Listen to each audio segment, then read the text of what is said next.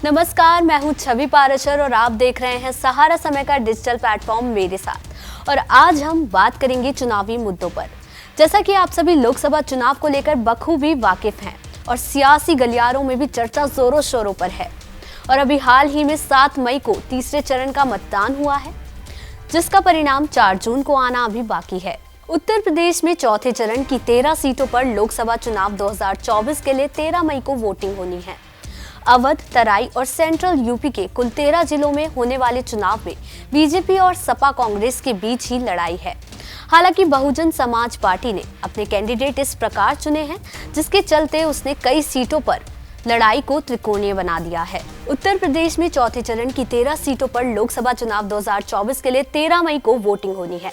अवध, तराई और central UP के कुल 13 जिलों में होने वाले चुनाव में बीजेपी और सपा कांग्रेस के बीच ही लड़ाई है।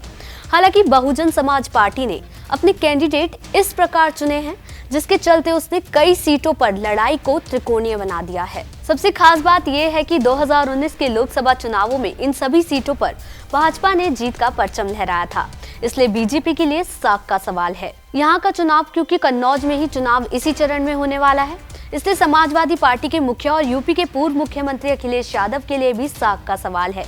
खीरी और उन्नाव में भी जबरदस्त संघर्ष है, क्योंकि खीरी में अजय मिश्र टेनी और उन्नाव में साक्षी महाराज की किस्मत का फैसला होना है। आपको बता दें कि समीकरणों में भी इस बार भारी है बीजेपी। जी हाँ, बीजेपी ने जिस तरह इन 13 सीटों पर अपने उम्मीदवार तय किए हैं, उससे तो यही लगता है कि पार्टी इन सभी सीटों को दोबारा जीतने के लिए तैयार बैठी है। पार्टी ने अधिकांश सीटों पर अपने सांसदों को फिर से टिकट दिया है। मतलब सीधा है कि उन्हें भरोसा है कि उनके सांसदों से जनता नाराज नहीं है। बीजेपी ने केवल कानपुर और बहराइच में अपने प्रत्याशी बदले हैं। इसके पीछे दरअसल एक कारण और है।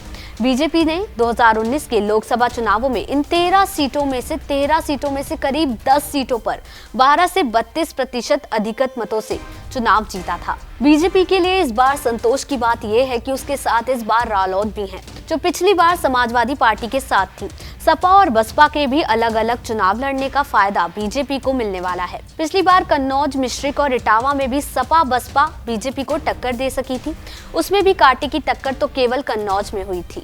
अब अखिलेश यादव की बात करें तो जिस तरह उन्होंने अपनी उम्मीदवारी पर सस्पेंस बनाए रखा और अंतिम दिन कन्नौज से पर्चा दाखिला किया, ऐसे में अब सवाल आता है कि आखिर उन्होंने आखिरी समय पर क्यों अपना नामांकन करवाया। क्या उन्हें हारने का डर था? जी हाँ, आखिरी समय पर अखिलेश यादव का इस तरह नामांकन करवाना दर्शाता है उनके मन में छिपे डर को।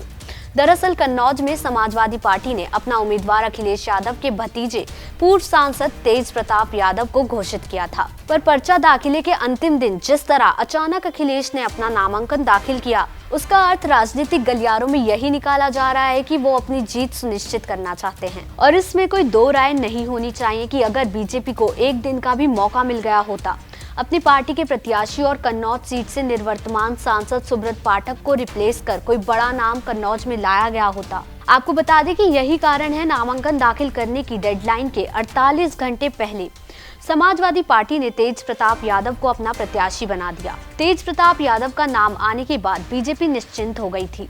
फिर धीरे से नामांकन दाखिल करने के अंतिम दिन अखिलेश ने अपने नाम की घोषणा कर दी। कन्नौज जिले के समाजवादी पार्टी अध्यक्ष कलीम खान मीडिया को बताते हैं, ये सब योजनाबद्ध तरीके से किया गया ताकि बीजेपी अपना प्रत्याशी ना बदल सके। मतलब साफ है कि अगर अखिलेश यादव को कन्नौज जैसी सीट पर अपनी हार का डर है, तो अन्य सीटों पर क्या स्थिति होगी। आपको बता दें कि कन्नौज लोकसभा सीट में 5 विधानसभा क्षेत्र आते हैं।